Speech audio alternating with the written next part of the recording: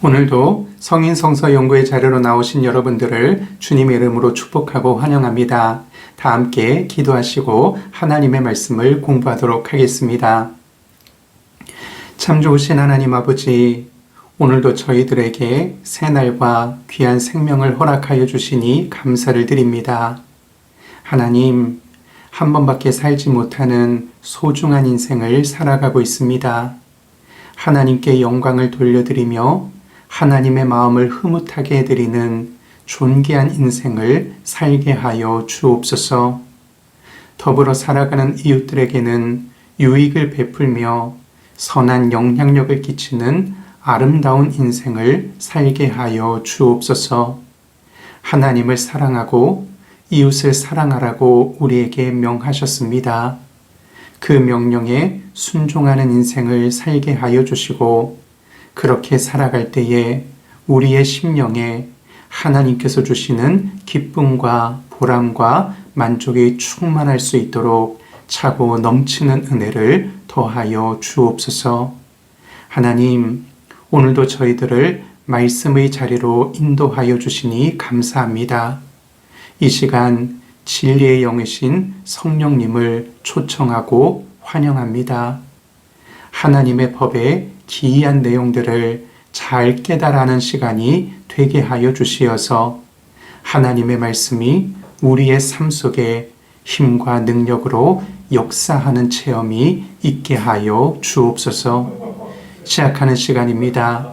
마치는 시간까지 사탄과 귀신들 틈타지 못하게 하시며 오직 성령님의 주관하심 속에 하나님과 저희들 간의 친밀한 말씀의 교제만이 넘쳐나는 은혜로운 시간이 되게 하여 주옵소서. 감사를 드리며 예수님의 이름으로 기도드립니다. 아멘.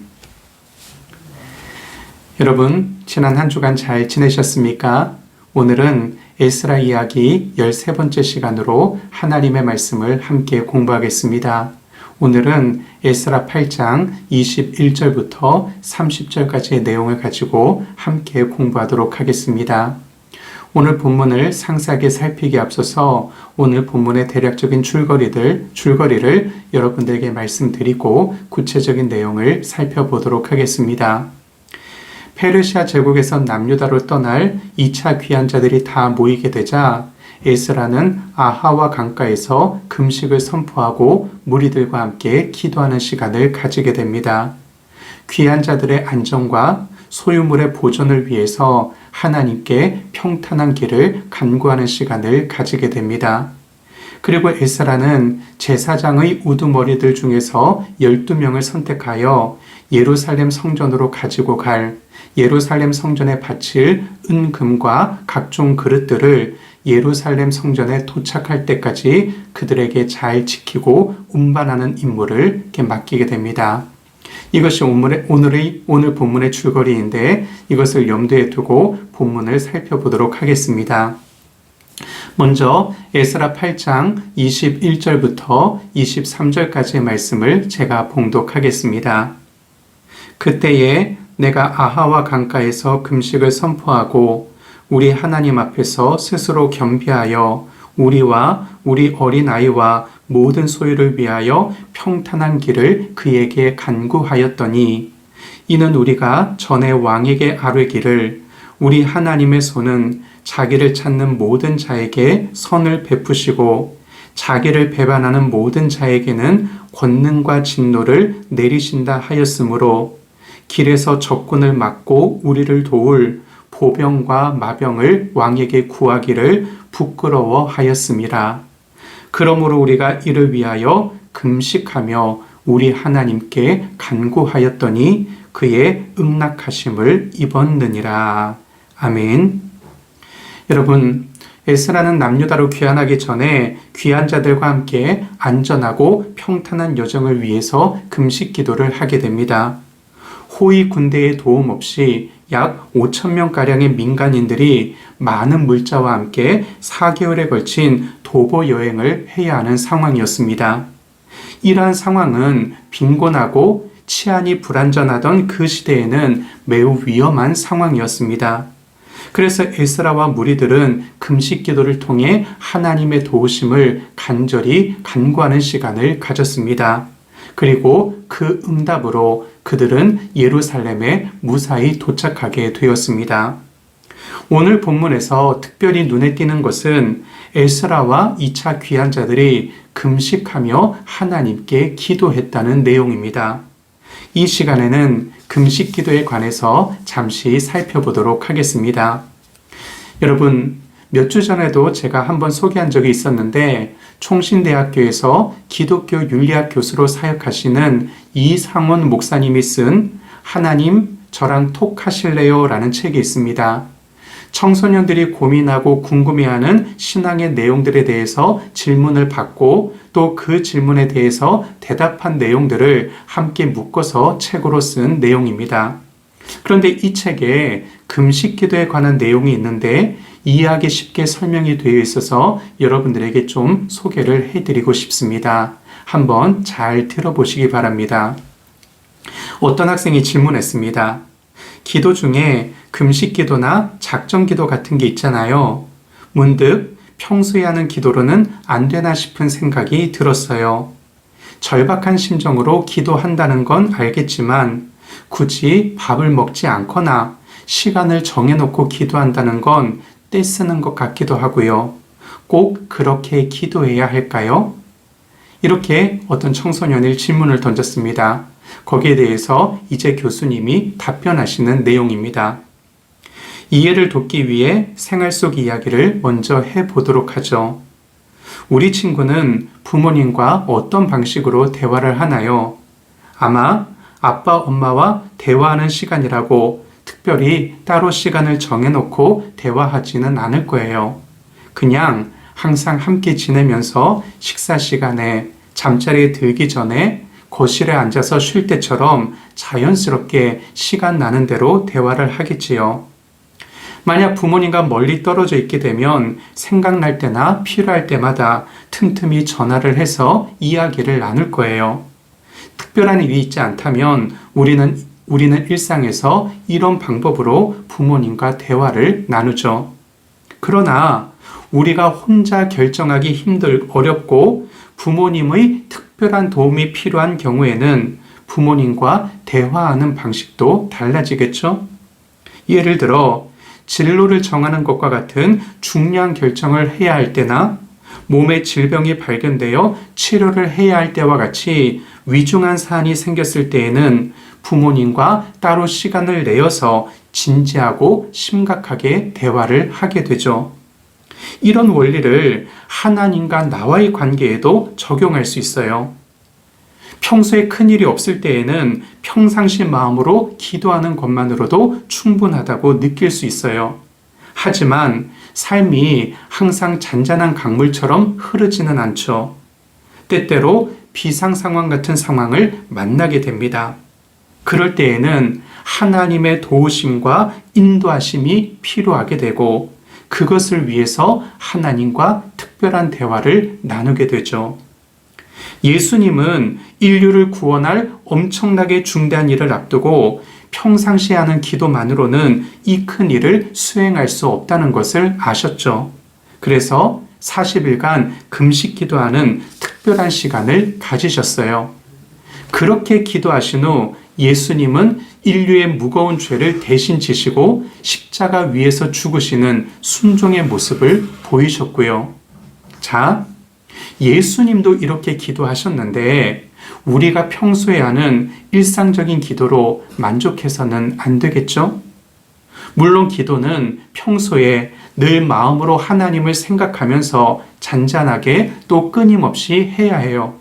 그러나 하나님의 특별하신 도우심과 은혜를 구할 때 또는 우리를 위해 아들 예수님을 십자가에 못 박아 죽이시기까지 한 하나님의 사랑을 생각할 때 금식 기도나 작정 기도를 통해 특별한 대화의 시간을 갖는 것은 어찌 보면 자연스러운 일이랍니다. 여러분, 쉽게 이해가 되시죠? 여러분, 금식은 일정 기간 동안 음식 섭취를 금하는 것입니다. 그런데 고대 종교에서 이 금식이라는 것은 공통적으로 나타나는 현상들 중의 하나였습니다. 고대 사회에서 사람들이 금식을 하는 이유는 신과 소통하기 위한 목적으로 또는 미래에 대한 두려움을 해결하기 위해서 인간들은 금식을 해왔습니다. 고대 이스라엘 사회에서도 개인적인 고난 때문에 또는 하나님과의 친교를 목적으로 또는 전쟁이나 심판의 위기 앞에서 이스라엘 백성들은 하나님께 금식하며 기도했습니다. 여러분, 사람이 음식을 먹지 않으면 결국에는 죽습니다. 그런데 우리가 금식하면서 기도한다는 것은 나는 죽었음을 하나님 앞에서 상징적으로 고백하는 것입니다. 내 힘으로는 안 된다. 나는 무능하다. 하나님의 도우심이 없으면 내 능력으로는 이 문제를 해결할 수 없다. 이렇게 고백하면서 하나님께 드리는 기도가 바로 금식 기도입니다.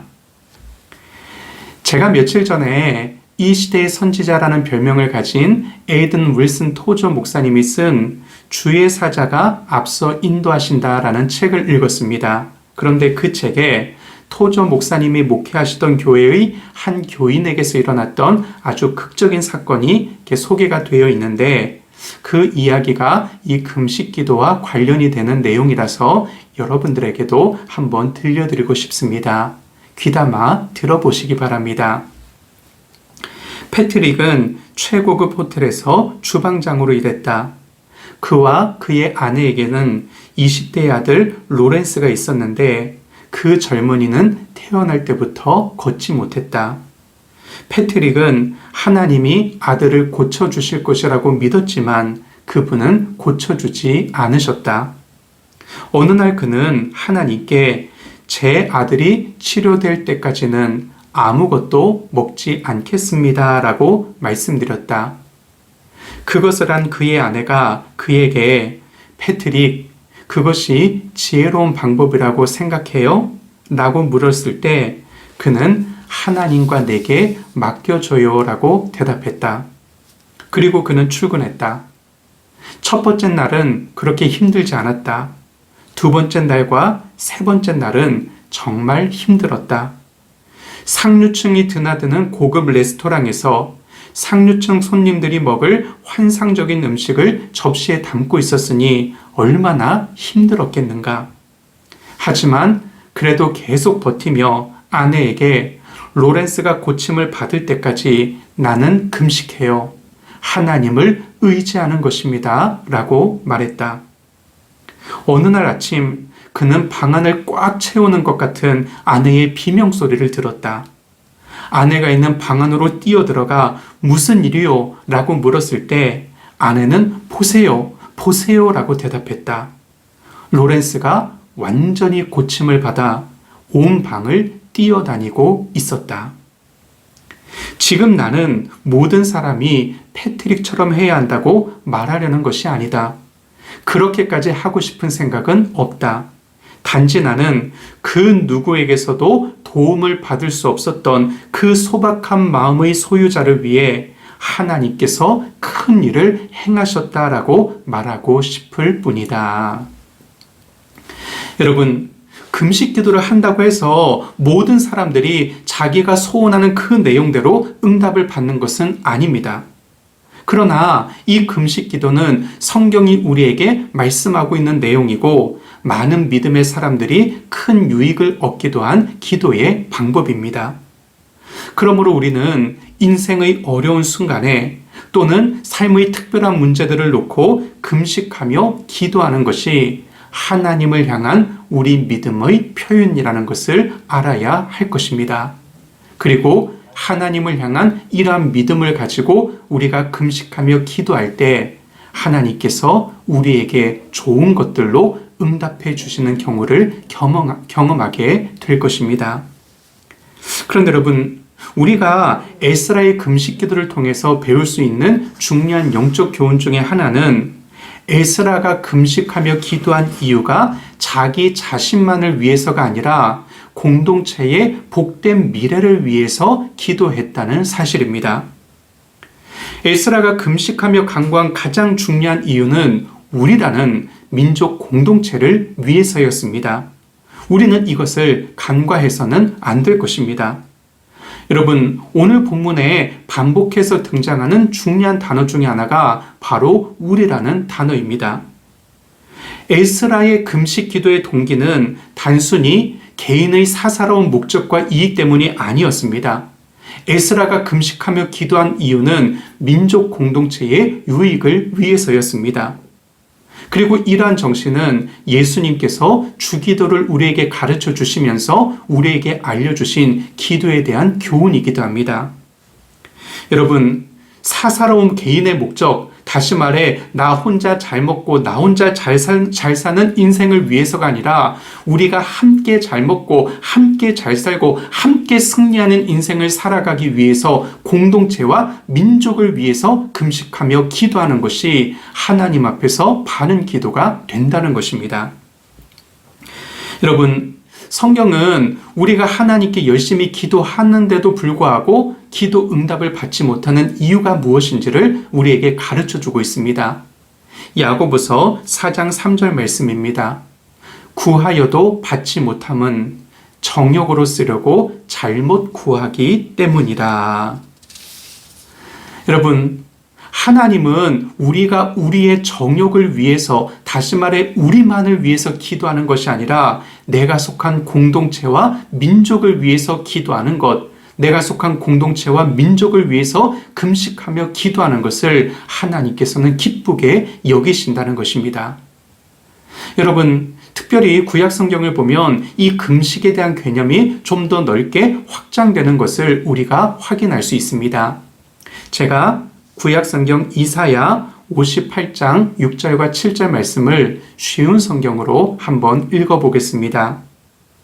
내가 바라는 금식은 너희가 부당하게 가두어 놓은 사람을 풀어주고 그들의 사슬을 끊어주며 억눌림 당하는 사람들을 풀어주고 그들이 하는 고된 일을 쉽게 해주는 것이다. 너희 음식을 굶주린 사람에게 나누어 주고 가난하고 집 없는 사람을 너희 집에 들이며 헐벗은 사람을 보면 그에게 너희 옷을 주고 기꺼이 너희 친척을 돕는 것이 내가 바라는 일이다. 여러분, 하나님이 우리에게 바라시는 금식은 그 결과가 우리의 이웃들과 우리가 속한 공동체를 우리가 잘 섬기는 모습으로 드러나는 것입니다. 우리는 이것을 잊지 말아야 합니다. 다음으로 에스라 8장 25절부터 27절까지의 말씀을 제가 봉독하겠습니다. 그들에게 왕과 모사들과 방백들과 또 그곳에 있는 이스라엘 무리가 우리 하나님의 성전을 위하여 드린 은과 금과 그릇들을 달아서 주었으니 내가 달아서 그들 손에 준 것은 은이 650달란트요 은 그릇이 100달란트요 금이 100달란트며 또 금잔이 20개라 그 무게는 1000다리기요 또 아름답고 빛나 금같이 보배로운 놋 그릇이 2개라.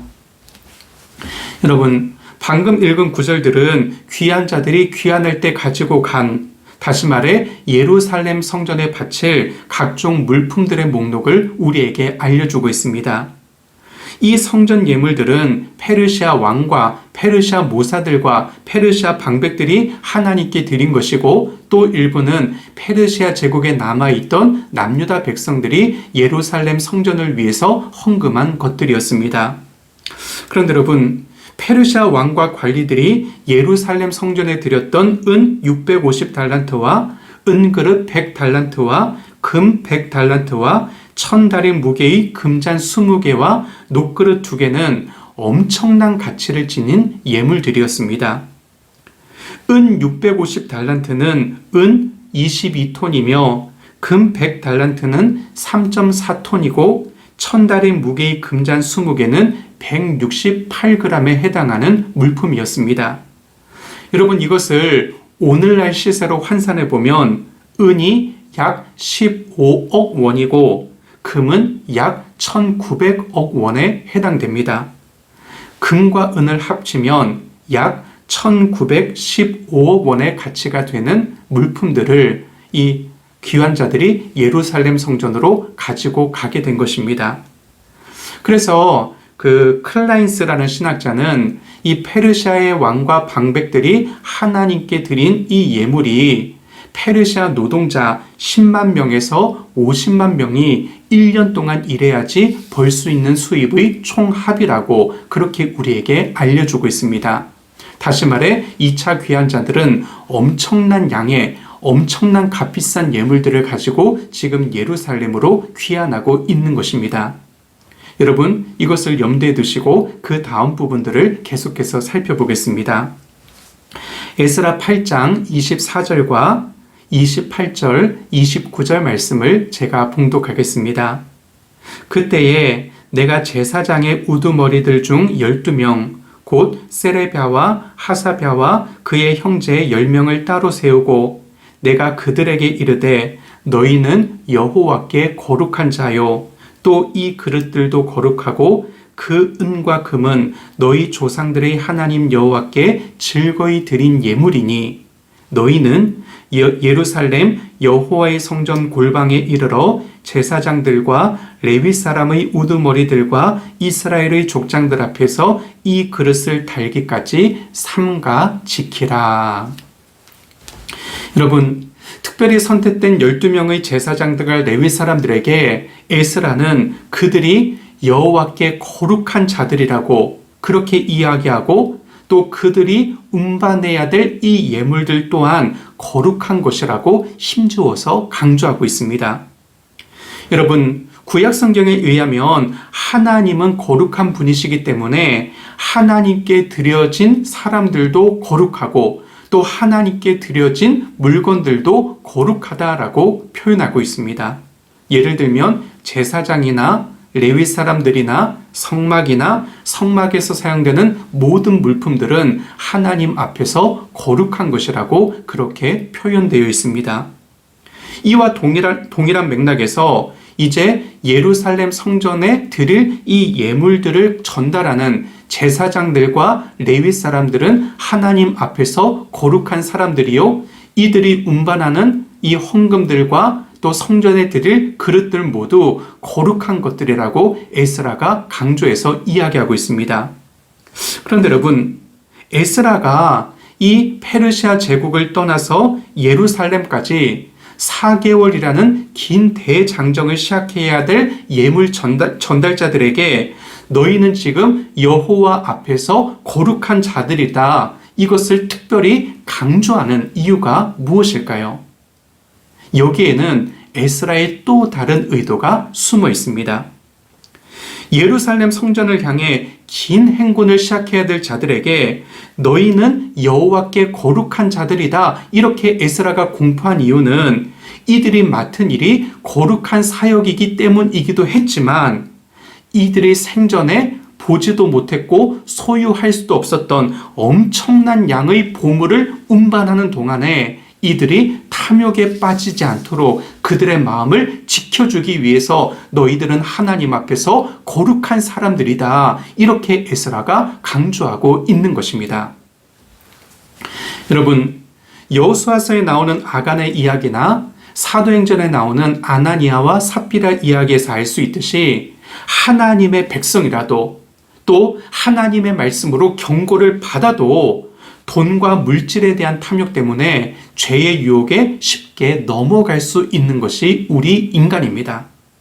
그래서 에스라는 성전 예물 운반을 맡은 제사장들과 레위인들이 약 1915억 원에 해당되는 이 물품을 4개월 동안 맡아서 운반하는 과정에서 탐욕의 죄에 빠지는 일이 발생하지 않도록 그들이 하나님 앞에서 거룩한 사람들이라는 것을 다시 한번 강조하고 힘주어서 주지시키고 있는 것입니다.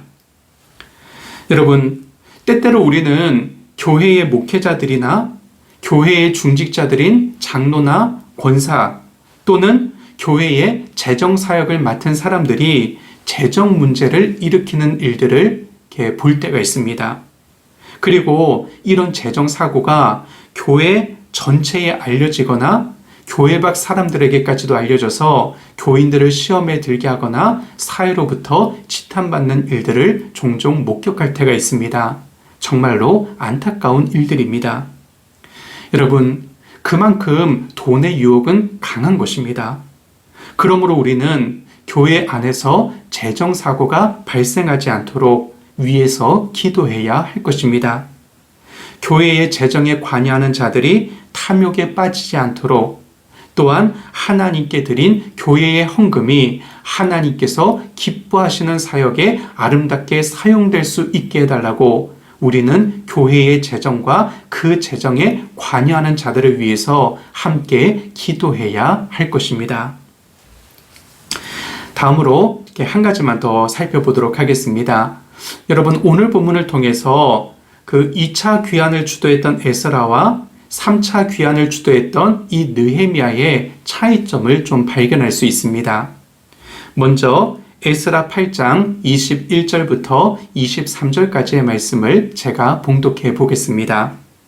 그때에 내가 아하와 강가에서 금식을 선포하고 우리 하나님 앞에서 스스로 겸비하여 우리와 우리 어린아이와 모든 소유를 위하여 평탄한 길을 그에게 간구하였으니 이는 우리가 전에 왕에게 아뢰기를 우리 하나님의 손은 자기를 찾는 모든 자에게 선을 베푸시고 자기를 배반하는 모든 자에게는 권능과 진노를 내리신다 하였으므로 길에서 적군을 막고 우리를 도울 보병과 마병을 왕에게 구하기를 부끄러워하였습니다. 그러므로 우리가 이를 위하여 금식하며 우리 하나님께 간구하였더니 그의 응낙하심을 입었느니라. 여러분, 여기서 길에서 적군을 막고 우리를 도울 보병과 마병을 왕에게 구하기를 부끄러워하였습니다. 이 부분을 좀 기억해 두시기 바랍니다. 다음으로 느헤미야 2장 7절부터 9절까지의 말씀을 제가 봉독해 보겠습니다. 내가 또 왕에게 아뢰되 왕이 만일 좋게 여기시거든 강 서쪽 총독들에게 내리시는 조서를 내게 주사 그들이 나를 용납하여 유다에 들어가기까지 통과하게 하시고 또 왕의 삼림감독 아삽에게 조서를 내리시사 그가 성전에 속한 영문의 문과 성곽과 내가 들어갈 집을 위하여 들보로 쓸 제목을 내게 주게 하옵소서 하매 내 하나님의 선한 손이 나를 도우심으로 왕이 허락하고 군대 장관과 마병을 보내어 나와 함께 하게 하시기로 내가 강 서쪽에 있는 총독들에게 이르러 왕의 조서를 전달하였으니. 여러분, 여기서 군대 장관과 마병을 보내어 나와 함께 하게 하시기로 라는 구절을 또 이렇게 염두에 두시면 좋겠습니다. 여러분, 페르시아 제국에서 남유다 땅으로의 포로 2차 귀환을 주도한 사람은 에스라입니다. 그리고 포로 3차 귀환을 주도한 사람은 느헤미야입니다. 그런데 제가 지금까지 읽은 성경 구절들의 성경 본문들을 보면 에스라가 귀환한 방법과 느헤미야가 귀환한 방법이 서로 다른 것을 알 수가 있습니다. 무슨 말이냐? 에스라는 하나님은 자기를 찾는 모든 자에게 선을 베푸시는 분이다, 이런 믿음을 가지고 있었습니다. 그래서 귀향길에 자신들을 지켜줄 그 마병들과 보병들을 붙여달라고 왕에게 요청하지 않았습니다. 그저 귀환할 무리들과 함께 작정하여 금식하고 기도한 후에 귀향길에 올랐습니다. 그리고 하나님은 그들을 무사히 예루살렘까지 인도해 주셨습니다. 그런데 느헤미야는 귀향길에 필요한 여러 가지 사항들을 왕에게 요청했습니다. 그리고 페르시아 왕은 느헤미야의 요청을 들어주었고 군대와 그 마병까지 보내서 귀한 자들을 보호하도록 도움을 주었습니다. 그리고 느헤미야는 이것을 두고 하나님의 선한 손이 자신을 도우셨다고 그렇게 고백하고 있습니다. 여러분, 에스라와 느헤미야는 귀환하는 여정에서 서로 다르게 처신했습니다.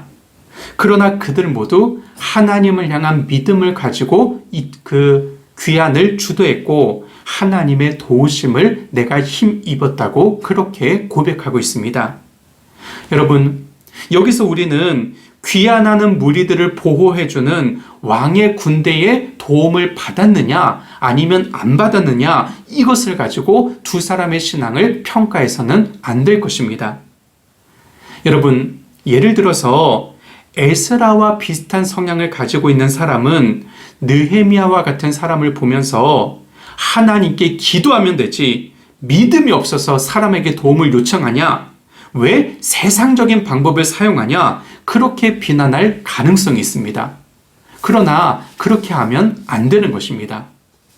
반대로 느헤미야와 비슷한 성향을 가진 사람들은 에스라와 같은 사람을 보면서 무대포 신앙이다, 맹목적인 신앙이다, 그렇게 위험한 여정에서 받을 수 있는 왕의 도움을 요청하지 않다니 그건 믿음이 아니라 무모함이 아니냐, 그렇게 비난할 가능성이 있습니다. 그러나 그렇게 해서도 안 되는 것입니다. 군대의 호의 없이 무사히 예루살렘에 도착할 수 있었던 것도 하나님의 도우심의 결과요. 군대의 호의를 받으면서 무사히 예루살렘에 도착할 수 있었던 것도 하나님의 도우심의 결과였습니다. 여러분, 우리가 다른 믿음의 지체들과 함께 교회를 섬길 때 내 생각, 내 주장, 내 방법만이 옳다고 고집하는 것은 바람직한 모습이 아닙니다. 그리고 하나님이 역사하시는 통로를 우리의 생각으로 제한하는 것도 바람직한 모습이 아닙니다. 여러분, 하나님은 우리의 생각과 방법보다 훨씬 더 놀랍고도 다양하게 역사하실 수 있는 분입니다. 그러므로 우리는 다른 사람의 신앙을 함부로 판단하거나 비난하지 말고, 또 나만 옳다는 교만한 마음을 버리고 겸손하고 열린 자세를 가지고 전능하신 하나님의 일하심을 기대해야 할 것입니다. 여러분, 왕의 도움을 거절하고 금식 기도함으로 하나님의 응답을 받은 것이나 귀환을 위해서 하나님께 기도했더니 그 결과로 왕의 도움을 받은 것이나 모두 하나님의 섭리 가운데 이루어진 일들입니다. 간절히 바라기는 이 시대에서 교회를 섬길 때에도 이런 성숙한 신앙을 가지고 하나님을 믿고 교회를 섬길 수 있는 저와 여러분들 다 될 수 있기를 주님의 이름으로 축원합니다. 다 함께 기도 드리겠습니다. 하나님 아버지, 오늘 에스라 8장 21절부터 30절까지의 말씀을 통해 우리에게 들려주시고 깨우쳐 주기를 원하시는 하나님의 음성을 듣게 하여 주시니 감사를 드립니다. 하나님, 삶의 고난을 당할 때 특별한 여러 가지 삶의 어려운 문제들 앞에서 하나님께 금식하고 기도하는 믿음의 사람들이 되게 하여 주옵소서. 금식하는 것이 나는 죽었습니다. 내 힘으로는 할 수 없습니다. 내 능력 밖의 일입니다. 하나님의 도우심이 없이는 이 문제를 해결할 길이 없습니다. 그런 믿음의 고백을 가지고 하나님 앞에 금식하며 기도함으로 나아갈 때 하나님, 저희들을 긍휼히 여기어 주시어서 불쌍히 여기어 주시어서 인생의 좋은 선물들을 가지고 우리 삶 가운데 방문하여 주시고 우리의 기도에 신실하게 응답하여 주옵소서. 하나님, 우리에게서 탐욕을 멀리할 수 있는 힘과 능력을 허락하여 주옵소서. 특별히 교회 안에서 재정사고가 발생하지 않도록 은혜를 베풀어 주옵소서. 교회의 재정에 관여하는 자들을 주님께서 붙들어 주시고 하나님께 드린 헌금이 하나님께서 기뻐하시는 사역들에 아름답게 사용되어질 수 있도록 교회의 재정을 맡은 이들과 헌금의 사용을 하나님께서 선하게 주관하여 주시고 인도하여 주옵소서. 하나님, 우리에게 성숙한 믿음을 허락하여 주시기를 원합니다. 나만 옳다는 생각, 내 생각, 내 방법, 내 주장만이 바르다는 그 이기적인 생각을 벗어버리게 하시고 하나님의 역사심의 다양성을 인정하며 전능하신 하나님께서 놀라운 방법으로 우리 삶 가운데 역사해 주실 수 있음을 믿음의 눈으로 바라볼 수 있는 하나님의 사람들 다 되게 하여 주옵소서. 그래서 믿음의 지체들과 아름다운 관계 속에서 화평하게 주님의 몸된 교회를 섬기게 하시고 우리 삶 가운데에서 내 생각과 방법을 초월하여 놀랍게 역사하시는 하나님의 일하심을 기대하며 살아갈 수 있는 하나님의 사람들 다 되게 하여 주옵소서. 감사를 드리며 예수님의 이름으로 기도드립니다. 아멘. 여러분, 오늘도 긴 시간 강의 들으시느라 수고 많으셨습니다. 오늘 배우신 말씀 또 다시 한번 복습하시고 이 말씀이 여러분들의 삶 가운데 실제적으로 적용되고 응용되고 실천되어서 하나님의 역사하심으로 여러분들의 삶 가운데 나타날 수 있기를 주님의 이름으로 축복합니다. 한 주간 잘 지내시고 다음 주에 우리 또 반가운 모습으로 만나도록 하겠습니다. 여러분 한 분 한 분을 주님의 이름으로 축복하고 사랑합니다. 여러분 한 주간 승리하십시오. 샬롬.